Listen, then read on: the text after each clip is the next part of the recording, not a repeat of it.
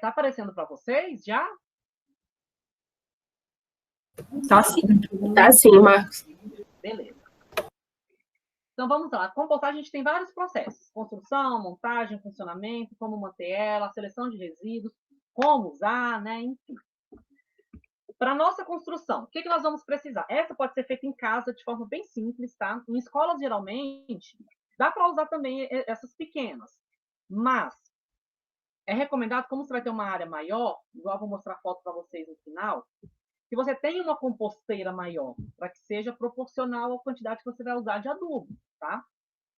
Mas, assim, eu escolhi falar sobre essas pequenas porque são mais fáceis de trabalhar. Em escolas com pequeno espaço, que a horta vai ser pequena, você consegue montar mais facilmente com as crianças e até mesmo para montar em casa, né? Usando esse link aí.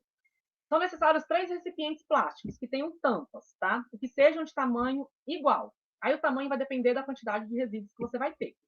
Nós vamos precisar de uma torneirinha de plástico, que vai ser usada para fazer a retirada do chorume, uma furadeira ou algo que você consiga cortar esses recipientes, a gente precisa fazer furos nele em locais exatos, tá? Uma faca para a gente cortar a tampa, obviamente a terra, folhas secas ou serragem e um ancinho para a gente fazer o manejo dela, tá? Então, primeira coisa, nós vamos furar as bases dos recipientes 1 e 2, somente do 1 e 2. O espaço ali entre 2 a 3 centímetros entre eles, tá? Vamos furar ao redor na parte superior, próximo à tampa, do recipiente 1 e 2 também, para que isso facilite a entrada de oxigênio, que é extremamente importante no processo da decomposição. Se não tiver esses furinhos, sua composteira não vai para frente, tá?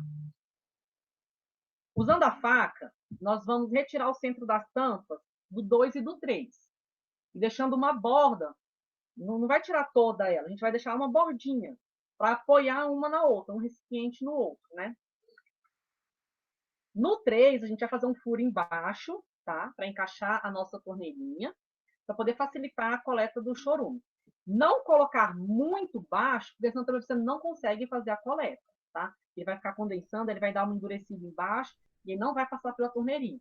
Deixa coisa aí de 2 dedinhos, do finalzinho dele, deixa 2 dedinhos e aí você faz o furinho da torneira. Na parte de montagem, o recipiente 3 vai ser o primeiro, a nossa base, tá? Como vocês estão vendo na imagem. Ele não vai ter furo na base e nem próximo à tampa. Ele vai ter a torneirinha e vai receber a tampa com abertura no centro, somente. Em cima dele, colocaremos nosso recipiente 2, que vai ter furos na base, próximos à tampa, e vai ter também uma tampa com abertura no centro, tá? Em cima do recipiente 2, vai vir um que vai ter furos na base, próximos à tampa, na parte superior, mas a tampa não vai ter abertura, tá? Ela vai ficar sempre fechada. Bom, como que funciona a composteira, né? Para a gente poder fazer o uso dela, nós vamos encher o recipiente 1 com cerca de 1/4 de terra. Vamos colocar os nossos resíduos selecionados, de preferencialmente picados, né? Porque isso vai agilizar na decomposição. Se tiver triturado, melhor ainda, tá? Vamos cobrir esses resíduos com o dobro de matéria seca, né? Aí pode ser serragem, folha seca, resto de poda, né? Enfim. Vamos fechar esse recipiente e deixar num local arejado. Nós vamos fazer, com o uso do ancinho, uma mistura, né, do conteúdo, em média de 2 vezes por semana. Tá? Isso aí é você que vai estipular, se vai ser, sei lá, terça e quinta, né? Enfim, como ficar melhor para você. Quando esse recipiente 1 estiver cheio, nós vamos trocar ele de lugar com o 2, mantendo a tampa do 1 sempre em cima, tá? A gente só vai trocar o recipiente, mas a tampa fechada sempre no primeiro, tá bom? Porque aí a gente vai começar novamente o processo. É legal deixar, de forma obrigatória, onde a composteira esteja arejada e coberta para não ficar tomando chuva, tá? Bom, a primeira etapa da gente para manter a composteira consiste em selecionar os resíduos orgânicos que nós vamos utilizar. Após a separação desses resíduos, vamos falar um pouquinho mais à frente, nós vamos colocar eles de forma uniforme na composteira, tá? Se estiverem muito secos, a gente precisa fazer uma umedecida. Não é encharcar, gente. Umedecer é totalmente diferente de encharcar, tá? Então, você vai literalmente só dar uma umedecida de leve e dar uma misturada, tá? A composteira, ela deve permanecer o tempo todo fechada, com exceção, claro, dos momentos que a gente vai adicionar, retirar o composto, né? Enfim. Tem uma tabela que diz que aproximadamente 60 dias os compostos sólidos podem ser retirados. E o chorume, composto líquido, pode ser a cada 15 dias. Mas isso varia muito, como a gente vai ver agora, que às vezes você deu os 60 dias, só que você não tem as características ainda que são propícias para o uso. Então, aí você vai dar uma guardada, né? Às vezes tem algum problema acontecendo, a gente vai ver os possíveis problemas, as possíveis soluções, tá? A seleção dos resíduos. O que a gente pode colocar? Cascas e restos de frutas, evitando frutas ácidas sempre, principalmente se você for trabalhar com vermicompostagem, né? Que você faz a inserção ali de minhocas, então evita ao máximo, de preferência nem coloque frutas cítricas, tá bom? Verduras e legumes crus, o café pode ser o pó, né, que foi coado, saquinho de chá também a gente pode colocar na composteira, casca de ovos, riquíssimas também, excelente para compostagem. Restos de jardinagem entra a folha seca, né? O pessoal tem maneira de colocar galhos. Joga galhos lá. É resto de jardinagem. Galho grosso. Joga lá. Vai demorar pra caramba pra se decompor, gente. Não faça isso. Use mais a serragem mesmo, as folhas secas, né? A gente pode usar também a para de ervas, raízes, de capim, né? Não devemos de forma alguma colocar em nossa composteira fezes e urinas de animais domésticos, produtos químicos em geral, vidro, metal, papel, plástico, couro, não coloque também. Leites e seus derivados, de forma alguma, tá? Os alimentos que são cozidos e são salgados, evite também, não coloque. Ossos, o pessoal fala, osso é bom, fonte de cálcio, a gente tem que jogar mito, tá? Restos de carne, vermelha ou branca, não ponha também. Vegetais doentes, não coloque, porque você pode causar ali uma proliferação de fungos, tá bom? E, óbvio, gordura, óleo, graxa também, nem pensar. O composto sólido vai estar pronto quando a gente observar algumas características. Uma coloração preta num tom de marrom café, tiver uma consistência granulada, homogênea e sem distinção de restos. Quando você sentir ali um cheirinho de terra também, e a temperatura estiver ambiente, mesmo quando você mexer, porque ele aquece, tá? Então, se você abre, sentiu que está quente, já fecha, não está pronto, ok? E aí, em cima tá a temperatura ambiente, legal. Aí você mexe, embaixo está um pouquinho quente, então ainda não está pronto também, tá? E também, uma coisa muito importante é quando o volume dos orgânicos estiver reduzido a metade ou a 1/3 do que aquilo que você colocou, tá bom? Não é bom usar isso antes dessas características, porque você pode causar dano tanto ao solo quanto às plantas, ok? Composto sólido. A gente pode usar ele diretamente no solo ou em vasos, né? No solo, a gente vai fazer pequenos furinhos na terra em torno da planta, coloca ali um punhadinho do composto, dá uma mexidinha assim para dar uma espalhadinha e molha, tá? Para que ele possa se misturar. Nos vasos, é interessante quando a gente vai fazer a montagem em vasos, que você coloque algum tipo de barreira embaixo, para que a terra não fique descendo a todo instante pelos buraquinhos do vaso de água, tá? Quando você jogar água, a terra vai escorrer junto. Então, é bom, você pode colocar pedra, você pode colocar argila expandida, você pode colocar um TNT também, tá? E aí você vem com uma proporção de areia média, a terra e o composto, tá? Da nossa composteira. Você faz assim, você vai usar 1 para 1 para 1, né? Você está usando um potinho desse de terra, então você vai usar um desse para o composto e um desse também para areia média, tá? A areia grossa, ela vai dar uma atrapalhada, tá? No escoamento da água, e a fina vai mandar tudo embora. Então, é recomendado a média mesmo, tá? Não vamos aplicar nunca o composto sólido junto aos caules, tá? Diretamente ele faz aquela caminha assim, né? Porque o contato direto com sais minerais, ele pode chegar a queimar os tecidos do nosso vegetal. O composto líquido, o chorume, ele é altamente concentrado. Então, é necessário que a gente faça uma diluição dele antes de fazer o uso. A proporção do chorume é uma parte de água, né, uma parte de chorume para 10 partes de água. Você vai usar 1 litro de chorume, você vai usar 10 litros de água. Claro que você não vai usar tudo isso, você tem uma horta bem grande. Porque o uso dele, você vai usar para borrifar, a gente vai ver mais à frente, você vai usar para borrifar em plantas, então você usa pouco, né? E aí você pode usar ele em regas, em uso de borrifador nas folhas. E essa borrifação nas folhas, ela auxilia também no combate de fungos. A gente vai ver mais à frente também.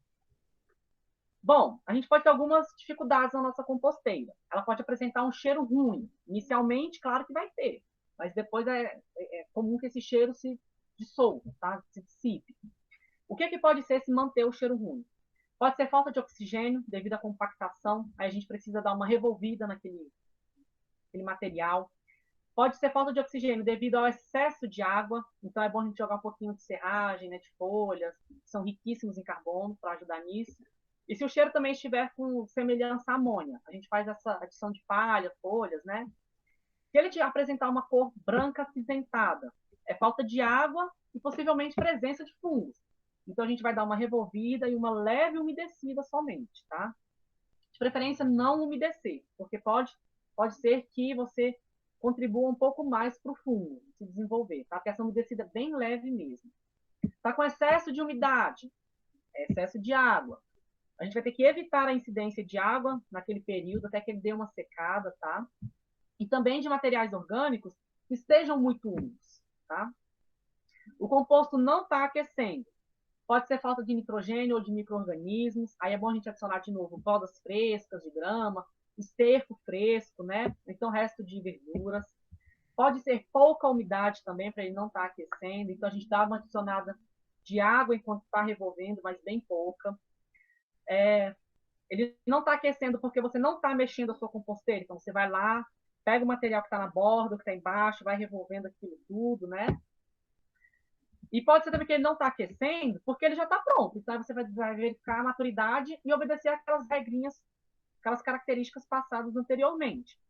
Agora, tem um problema também que o composto pode estar muito quente, mas é muito quente mesmo, coisa acima de 70 graus Celsius, tá? Ou o seu monte está muito grande, né? E aí você precisa reduzir o tamanho, ou você está deixando numa área que não está tendo, ele não está conseguindo arejar, tá? Bom, dado isso, nós vamos para a construção da horta, vamos aprofundar mais ainda nessa parte de construção. Então vamos lá, né? Antes do plantio, a gente precisa fazer o preparo do solo e adubação, como as meninas já falaram, e a gente vai recapitulando algumas coisinhas que são extremamente importantes, porque senão a horta não vai para frente.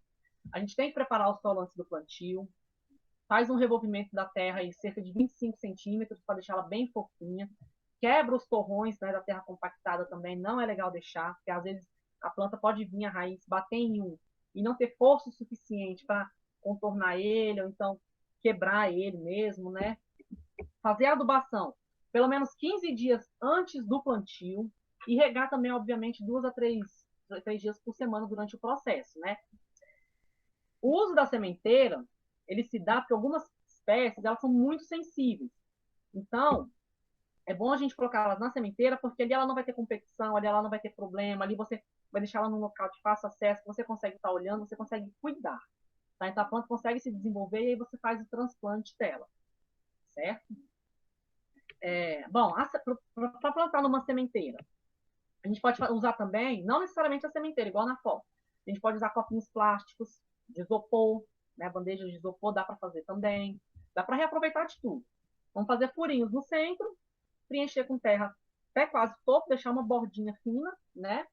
E colocar no máximo 3 a 4 sementes por lote, tá? Por furo. A profundidade a gente tem que respeitar que seja 2 vezes o tamanho da semente, no mínimo, ok?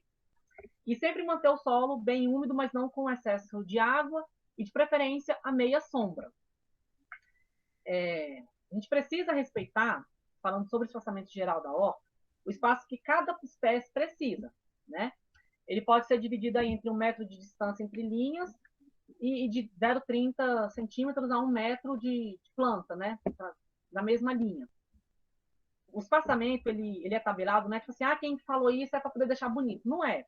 É para a gente poder garantir que tem uma melhor distribuição e aumentar a captação da luz, aumentar a captação de água, de nutrientes do solo, uma não fique competindo uma raiz com a outra pelos mesmos nutrientes naquela área, tá? Então, é por isso que é importante a gente dar essa importância para o espaçamento, respeitar esse espaço, fazer um plano de rotação. Por quê? A gente tem que evitar o plantio sucessivo de uma mesma cultura, assim também como da mesma família, tá?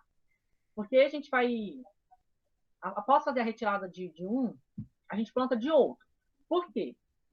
A gente reduz a chance de aparecer doenças e pragas, tá, daquela família, e possibilita também, e até porque pode ser que está começando a surgir uma praguinha ali daquela cultura.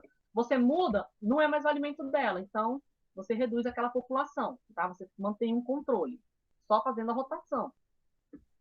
E também a gente aproveita o melhor aproveitamento dos nutrientes disponíveis no solo, porque às vezes uma planta vai usar mais um nutriente do que o outro, então a gente vai estar sempre revezando, né? Uma boa sequência para fazer rotação é folha, raiz, flor e fruto. Minha experiência prática seria alface, cenoura, um brócolis e uma berinjela, por exemplo, tá? Bom, a propagação, como a Zine já disse, da maior parte das vezes é feita por semente, mas pode ser por partes vegetativas, como a Gabi ressaltou bem, né? Que é ramos, tubérculos e bulbos, né? Para o transplante, o que é o transplante? Ele é a passagem da muda da sementeira para o local definitivo. Isso já está bem claro para a gente, né? E só pode ser realizada quando a planta apresentar ali folhas definitivas e raiz desenvolvida, tá? Não devemos confundir folhas definitivas com aquelas que estão surgindo logo após o brotamento, né? Os cotilédones, porque você vai estar prejudicando a folha e pode vir até a morte. As folhas, elas podem variar, tá? Essa parte definitiva. Mas tem um padrão aí de entre 3 a 8 folhas, com 4 a 5 centímetros de altura. Aí você sabe que estão com as definitivas, ok? E preferir, claro, as horas mais frias do dia para o transplante, tá? Ou no finalzinho da tarde. Não desfazer o torrão de forma alguma, quando retirar da sementeira, e ter o máximo de cuidado possível ao manipular a raiz e manipular ela o mínimo possível. E, obviamente, regar após esse transplante, né? Bom, o plantio definitivo, né, o direto, ele é utilizado para as plantas que são semeadas diretamente ali no local, né, que já estão em sulcos maiores, sulcos superficiais e talvez berços, né? Tanto para o plantio direto como para o transplante das mudas, a gente deve fazer os berços observando o espaçamento para cada planta. Então, você vai fazer você vai atentar para o espaçamento, não na hora do plantio direto, mas sim na hora do preparamento, da preparação do canteiro, tá? Você já vai deixar os berços prontos. Bom, exemplos de hortaliças que vão para esse tipo, né? Beterraba, batata, cenoura, a ervilha, se eu não me engano, espinafre, quiabo, rúcula, né? Enfim. A rega, obviamente, um processo importantíssimo, né? Porque é o momento de fornecimento de água para a planta, né? Essa ação ela vai fornecer água para a germinação das sementes, para o desenvolvimento da planta, para solubilizar os nutrientes do solo e para disponibilizá-los, obviamente, para as plantas. Então, a gente tem tem vários tipos, né? Em pequenas áreas, a gente pode fazer a recomendação com uma mangueira e regador. Gente, minha avó aqui em casa, ela pega a mangueira, faz aquele jato forte, joga em cima da planta. Não façam isso. Faz a famosa chuvinha, porque você não vai estar, você não corre risco de prejudicar a planta, você não vai estar forçando ela a ponto de quebrar um galho, alguma coisa, de arrancar um fruto, né, possivelmente. E, obviamente, você também não vai estar ajudando a espalhar possíveis fitopatógenos que estejam ali, nematóides, fungos, bactérias, tá? Então, faz a famosa chuvinha, põe um dedinho assim no biquinho da mangueira, né? Ou quem tiver regador, melhor ainda, né? Porque ele já vem com o arejador, né? E fazer essa irrigação nas horas mais frescas do dia, porque se você faz quando o sol está lá esturricando, a água vai se evaporar toda, a absorção é mínima. Então, é bom fazer nas horas mais frescas justamente por causa disso, tá? E regar a base, né? Como eu disse, com a chuvinha, e nunca ficar jogando diretamente, até porque quando a gente faz isso, a gente pode estar fornecendo um acúmulo de água nas folhas, e aí pode causar dano à planta e ao solo, porque pode vir fumagina, pode vir um fungo, né, que a gente vai ver mais à frente também. Sobre os canteiros, as meninas já falaram que é local plano, né, o solo plano, que as espécies vão ser diretamente, né? A gente tem que obedecer algumas coisas, como pouca inclinação, um solo de boa drenagem, que não encharque de forma alguma, tenha sempre aquela dissipação. Ambientes ensolarados, livre de sombra, preferência, né? Local com fácil acesso à água, local longe de sanitários e esgotos, longe do fluxo de animais e pessoas. Ah, mas passa muita gente aqui pertinho onde eu vou colocar. Faz ali um cercadinho, né, para a pessoa ver, ter uma atenção melhor, né? E a gente precisa delimitar esse espaço. Tem uma imagem da Embrapa, que é uma recomendação deles para canteiros padrões. Tá? Mas aí varia do espaço que você tem, enfim. Esses canteiros padrões, eles têm dimensões de 80 centímetros a 1 metro de largura, por 2 a 2,5 metros de comprimento e 15 a 20 centímetros de altura. É o que a gente costuma trabalhar nas nossas oficinas, tá? Mas já trabalhamos também com canteiros suspensos, em garrafa PET, como vocês viram na foto, em canteiro de pneu, tá? E já tá, porque a escola não tem espaço, a gente tem que sempre se adequar. E também no Colégio Vicário, lá, acho que a Sara que mostrou a foto, era um espaço pequenininho que tinha, então a gente manteve o espaçamento das plantas, mas não tinha um espaço de um canteiro, porque era um lugar que tinha um jardinzinho, aí eles tiraram o jardim, não estava indo para frente, a gente pegou e fez a horta ali, deu super certo, e manter uma passagem em torno de 40 a 50 centímetros. Nós do projeto mantemos isso de 60 a 70, porque aí o fluxo da pessoa pode passar com carrinho, pode passar com material, sem ter o risco de ficar danificando. Por exemplo, está carregando aqui uma enxada e de repente escapa, bate, então está balançando, e aí vai ali, ó, batendo no canteiro. Então a gente deixa um pouquinho maior por causa disso, tá? Bom, limpeza da área. A gente vai retirar ali os torrões, né, os restantes, essas coisas. Nós vamos, né, usando o rastelo, porque às vezes algum torrão você não vai conseguir quebrar, então você retira ele para deixar ela bem fofinha, bem limpinha. Vamos dar uma alisada nela e fazer uma rega no canteiro ali a cada 2 ou 3 dias por semana, né, quando tiver na parte de adubação, principalmente, ok? Essa aí eu já falei, né? Bom, as formas de plantar, nós temos várias, desde semente, estaca, que eu já falo anteriormente que a gente comentaria, né? Por semente. A semente, ela pode ir diretamente no local definitivo, ou numa sementeira, né? Para poder depois ser transplantado. E o cuidado que a gente tem que ter é de não compactar a terra quando a gente for cobrir as sementes, tá? Cobre com uma camada de terra que seja no máximo o triplo do tamanho da semente. Então vai ser bem pouquinha terra mesmo, tá? A estaca, a gente vai, quando for fazer esse tipo de propagação, vai ser cortar um ramo ali de 10 a 15 centímetros da planta principal, como está na imagem que vocês podem ver. Ela tem a estaca aí, né, com o círculo tracejado e fazendo uma nova mudinha, né? E claro, a gente vai retirar algumas folhas para poder diminuir essa perda de água por evaporação dela, tá? Para que aquela estaca consiga vingar. A touceira. São brotos ao redor da planta mãe, né? Nós vamos cortar esses novos brotos, vamos limpar as folhas e raízes e colocar no local desejado. É bem simples, tá? A touceira.